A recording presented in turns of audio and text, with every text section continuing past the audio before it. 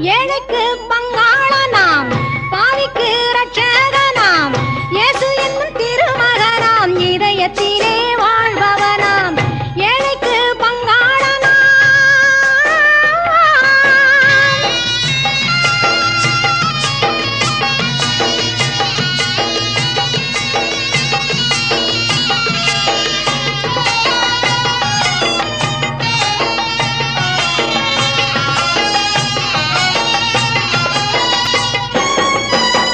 முள்முடி சூட்டி வந்த முதல் தலைவன் இயேசுவுக்கு கல்வாரி சிலுவையிலே காயம்பட வைத்தனரே, கல்வாரி சிலுவையிலே காயம்பட வைத்தனரே.